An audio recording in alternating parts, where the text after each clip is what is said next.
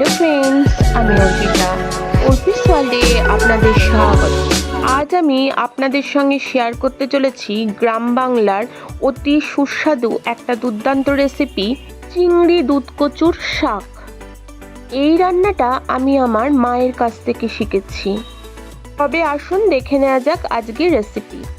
আমার চ্যানেলে আপনি যদি নতুন অতিথি হয়ে থাকেন তাহলে সাবস্ক্রাইব করার অনুরোধ রইল। এই রেসিপিটি বানানোর জন্য প্রথমেই যেটা লাগছে সেটা হচ্ছে দুধকচু পাতা, যেটা অনেকে চীনাকচু পাতা হিসেবেও চিনে থাকেন। সবার প্রথমে চীনাকচুর পাতাগুলো ভালো করে ধুয়ে কেটে নিতে হবে। খুব ঝিরি করে কাটার প্রয়োজন নেই, আবার অতিরিক্ত মোটাও কাটতে যাবেন না। আর চীনাকচু পাতাটা অবশ্যই প্রথমে ধুয়ে কাটবেন, পরে ধোবেন না, তাহলে অনেক সময় হাত চুলকাতে পারে বা গলাও ধরতে পারে। তাই পাতাগুলো আগেই ভালো করে ধুয়ে নিতে হবে। এই দেখুন, পাতাগুলো কিন্তু আমার সমস্ত কাটা হয়ে গেছে, তাই এক সাইডে সরিয়ে রাখলাম। এবার এই রান্নাটার জন্য আর যা যা লাগছে সেটা হচ্ছে নারকেল লাগছে, কিছু চিংড়ি মাছ আমি ছাড়িয়ে নিয়েছি, দুটো মাঝারি সাইজের পেঁয়াজ কুচিয়ে নিয়েছি, আর নিয়েছি কয়েকটা লাল লঙ্কা যেটা আমি চিড়ে নিয়েছি। এবার কড়াইয়ের মধ্যে প্রথম দুধকচুর পাতাটা দিয়ে এটাকে আমি ভাপিয়ে নেব।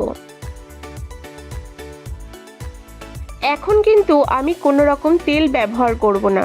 দুধকচুর পাতাগুলো প্রথমে 2-1 মিনিট নেড়ে নিতে হবে। যখন একটু মজে আসবে তখন এর মধ্যে পরিমাণ মতো লবণ দেব। লবণ দেওয়াতে দেখা যাবে যে দুধকচুর পাতা থেকে কিছুটা জল ছাড়বে, আর দুধকচুর পাতাটা আগের থেকে অনেক বেশি নরম হয়ে আসবে। এই অবস্থায় দুধকচুর পাতাটা 5-6 মিনিট নাড়াচাড়া হয়ে গেলে তুলে নিতে হবে। এখন ওই কড়াইয়ের মধ্যেই দিয়ে দিলাম অল্প একটু সর্ষের তেল। এই রান্নাটা কিন্তু সর্ষের তেলেই করতে হয়, তাই সর্ষের তেলটা যখন একটু গরম হয়ে আসবে তখন এর মধ্যে আমি দিয়ে দেব চিংড়ি মাছটা। চিংড়ি মাছটা দিয়ে তার মধ্যে দিয়ে দেব পরিমাণ মতো একটুখানি লবণ, হাফ চামচ হলুদ গুঁড়ো, হাফ চামচ রেড চিলি পাউডার দিয়ে সমস্ত কিছু ভালো করে নেড়ে চিংড়ি মাছগুলোকে ভাজা ভাজা করে নিতে হবে। 2-3 মিনিট নাড়া হলেই চিংড়ি মাছগুলো ভাজা ভাজা হয়ে যাবে, খুব বেশি ভাজার প্রয়োজন নেই। এবার ওই কড়াইয়ের মধ্যে আরেকটু সর্ষের তেল দিয়ে ফোড়নের জন্য 2টো শুকনো লঙ্কা ভেঙে দিয়ে দিলাম। শুকনো লঙ্কাগুলো যখন একটু কালো হয়ে আসবে তখন এর মধ্যে পেঁয়াজ কুচিটাও দিয়ে দেব। পেঁয়াজ কুচিটা 2-3 মিনিট ধরে একটু নেড়ে চেড়ে নেব। যখন একটু ভাজা হয়ে আসবে এর মধ্যে নারকেলটাও দিয়ে দেব। নারকেল দিয়ে এর মধ্যে আরও হাফ হলুদ গুঁড়ো দিয়ে দেব। তবে হলুদ গুঁড়ো দেওয়ার সময় মনে রাখবেন চিংড়ি মাছ কিন্তু হলুদ দিয়ে ভাজা হয়েছিল, আর শাকে বেশি হলুদের প্রয়োজন হয় না। সেই জন্য অল্প একটু হলুদ গুঁড়ো দিয়ে 2 মিনিট মতো নাড়াচাড়া করে ভাজা করা চিংড়ি মাছগুলো দিয়ে দেব। আর তাতে দিয়ে দেব half Kashmiri red chilli powder. এটা দিয়ে সমস্ত কিছু খুব ভালোভাবে মিশিয়ে দিতে হবে।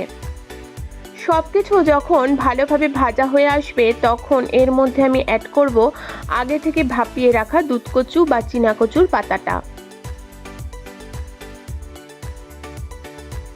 পাতাটা দেওয়া হয়ে গেলে পাতার সঙ্গে সমস্ত মশলাগুলো খুব ভালোভাবে মিশিয়ে নিতে হবে, আর এটাকে একদম ধিম আঁচে 5 মিনিটের মতো নাড়াচাড়া করতে হবে। 5 মিনিট খুব ভালোভাবে নাড়াচাড়া হয়ে এলে যখন সমস্ত কিছু শুকিয়ে আসবে আর কড়াইতেও লেগে থাকবে না, ঠিক সেই সময় পরিমাণ মতো একটু চিনি দিয়ে আরও 2 মিনিট মতো নাড়াচাড়া করলে রেডি আমার দুধকচু চিংড়ি। এমন একটা দুর্দান্ত রেসিপি আপনারা কিন্তু বাড়িতে ট্রাই করতেই পারেন। ধোয়া ওটা গরম ভাতের সঙ্গে এর স্বাদ কিন্তু অতুলনীয়। আমার এই রেসিপিটি আপনাদের যদি ভালো লাগে তাহলে অবশ্যই আমাকে কমেন্টস করে জানাবেন। সাথে রেসিপিটাকে লাইক করে আমার চ্যানেলটাকে সাবস্ক্রাইব করে পাশে থাকা বেল আইকনটাও প্রেস করে দেবেন। সকলে ভালো থাকবেন, সুস্থ থাকবেন। আজকের জন্য টাটা, ধন্যবাদ।